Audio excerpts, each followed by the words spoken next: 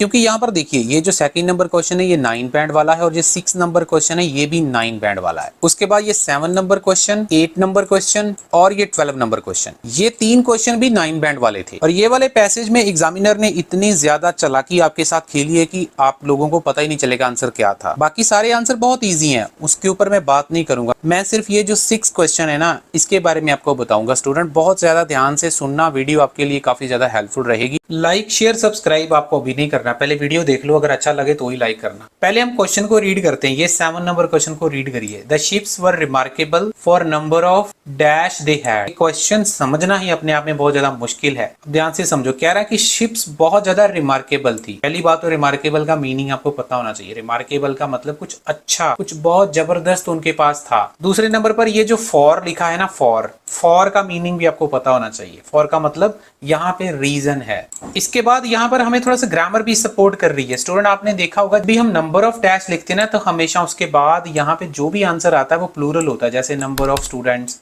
Number of universities, मतलब यहाँ पर जो भी आंसर आएगा वो प्लूरल होना चाहिए। तो शिप्स के पास बहुत सारी गिनती में क्या ऐसी चीजें थी जिसकी वजह से वो रिमार्केबल थी। मैं आपका टाइम बिल्कुल भी वेस्ट नहीं करूंगा, मैं सीधा लोकेशन पे पहुंच गया हूं। यहाँ पे देखिए कह रहा these vessels were fast and cylinder. यहाँ पे इसने बोल दिया आपको कि जो शिप्स थी, जो वेजल्स थे वो फास्ट थे। विद यहाँ पे लिखा हुआ है, इसका मतलब उनके पास कोई चीज थी। क्या चीज थी? A narrow hull that deeper at back than in the front. मतलब उनके जो हल थे वो ज्यादा डीप थे फ्रंट के कंपैरेटिवली, इसलिए वो फास्ट और सिलेंडर थे। एक रीजन तो ये हो गया, लेकिन इसमें हमारा आंसर कोई भी प्लूरल नहीं है। सारा सेंटेंस आप रीड करके देखो, यहाँ पर आपको कोई भी प्लूरल नहीं मिलेगा, तो इसमें कोई आंसर ही नहीं है। एंड इसका मतलब एक और भी रीजन बताया हुआ उसने। आगे क्या लिखा है? Masses of sails on tall masts. अब यहाँ पे देखिए मॉसीज भी प्लूरल है, सेल्स भी प्लूरल है, मास्ट्स भी प्लूरल। इन तीनों में क्या आंसर पॉसिबल है? Masses of sails on tall masts. On tall masts का मतलब है कि कोई ऐसी चीज होगी, मॉस्ट कोई चीज होगी, उसके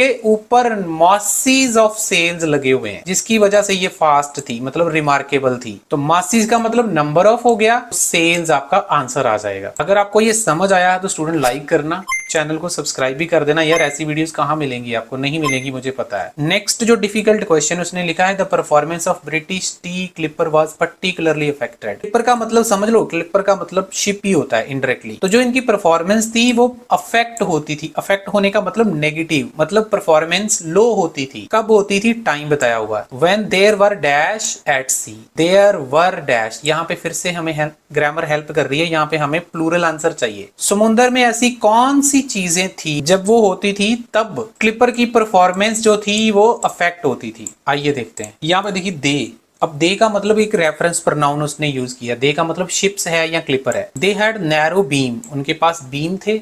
देन अमेरिकन इक्विवेलेंट, जो मतलब अमेरिका की शिप्स थी उनके कंपैरेटिवली जो ब्रिटिश की शिप्स थी उनमें नैरो बीम लगे हुए थे। Making them less powerful. अब लेस पावरफुल का मतलब उनको कमजोर करते थे, उनकी परफॉर्मेंस अच्छी नहीं होती थी, ऐसे आप समझ सकते थे।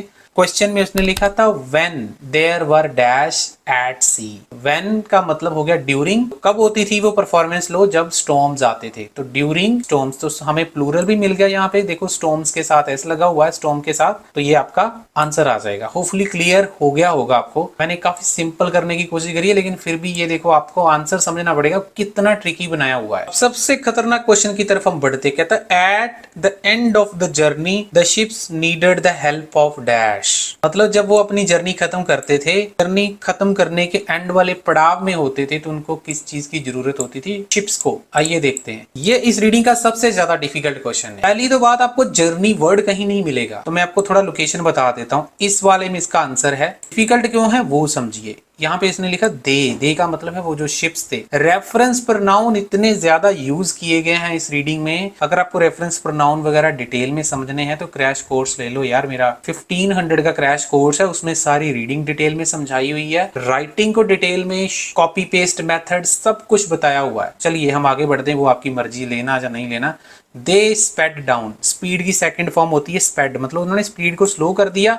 आगे देखो उसने जगह का नाम लिखा हुआ है, जब वो कहां से कहां जा रहे थे, साउथ चाइना, इंडियन ओशन, ये सारी जगह का नाम बता रहा है, मतलब वो जर्नी कर रहे थे अपनी। हमारा क्वेश्चन कहाँ है कि हमने लास्ट में देखना है। अफ्रीका, ये देखो सारा कैपिटल में वर्ड लिखे हुए हैं, ये भी कैपिटल में लिखा हुआ है, ये देखो ये कैपिटल लिखा हुआ है, तो ये सब जगह के नाम है। हमारा क्वेश्चन है कि लास्ट में उनको किस चीज की जरूरत पड़ी थी, तो ये देखो once there they would be towed by tugs up the river into the docks. समझ गए मेरी बात? दे का मतलब है शिप्स, टाउड का मतलब हेल्प हो गया। नहीं भी पता है तो भी आपको पता चलना चाहिए, क्योंकि यहाँ पर ये वर्ब है, तो मतलब उनको किसी चीज ने सपोर्ट किया होगा। कैसे सपोर्ट किया? टग्स की मदद से। तो टग्स आपका जो है वो आंसर आ जाएगा, लेकिन बहुत ज्यादा डिफिकल्ट, क्योंकि कहीं पर भी आपको जर्नी वर्ड तो दिखाई ही नहीं देगा कि उसने कहाँ लिखा हुआ है।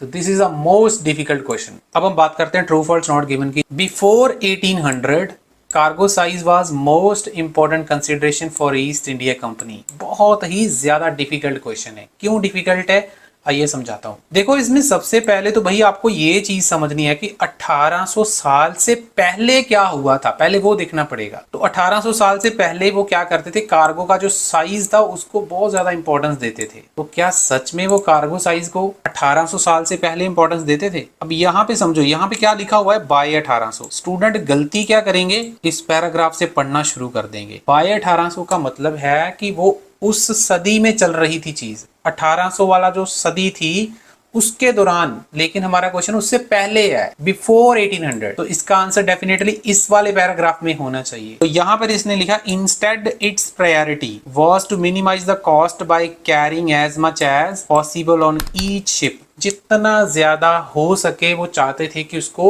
लोड किया जाए शिप के ऊपर। ये उनकी प्रायोरिटी होती थी। प्रायोरिटी का मतलब सबसे ज्यादा इंपॉर्टेंट चीज उनके लिए यही होती थी 1800 साल से पहले।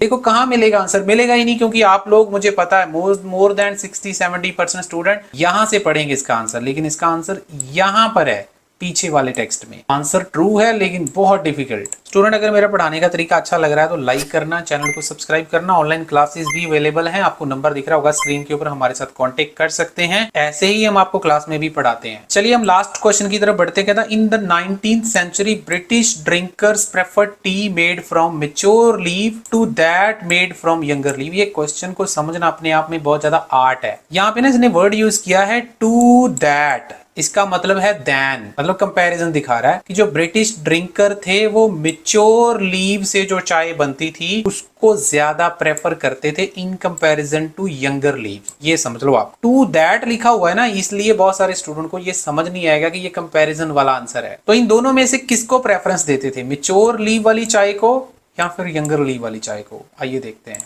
ये रहा इसका लोकेशन। ये कह रहा है you could sell your shipment of tea before your competitors even arrived and partly because consumers in Britain in 19th century believed the fresher and earlier picked the tea the better resulting drink. इसका मतलब बहुत साफ है कि जितनी ज्यादा वो fresh चाय को पिक करेंगे उतने ही बढ़िया रिजल्ट आएंगे। इसका मतलब फ्रेश चाय का मतलब है जो यंगर लीव होते हैं, मतलब जो छोटे पत्ते होते हैं, मतलब जिनके पत्ते अभी छोटी उम्र वाले हैं, जो छोटे हैं, वो वाली चाय को वो ज्यादा प्रेफर करते थे क्योंकि उनका रिजल्ट ज्यादा बेटर आता था। अब आप लोग इस क्वेश्चन का आंसर कमेंट सेक्शन में कमेंट कीजिए। स्टूडेंट ये एक रियल एग्जाम पैसेज था जिसका एग्जांपल लेके मैंने आपको समझाया है कि 5.5 और 9 बैंड वाले क्वेश्चन में क्या डिफरेंस है। बाकी ये सारी चीजें हमने डिटेल में अपने क्रैश कोर्स में कवर करी हैं। आपको प्रेडिक्शन चाहिए, क्रैश कोर्स चाहिए, ऑनलाइन क्लासेस चाहिए, नंबर आपको स्क्रीन के ऊपर दिख रहा है, आप हमारे साथ कॉन्टेक्ट कर सकते हैं। इस वीडियो को ज्यादा से ज्यादा शेयर कर देना, लाइक कर देना और चैनल को सब्सक्राइब कर लेना। Thank you very much.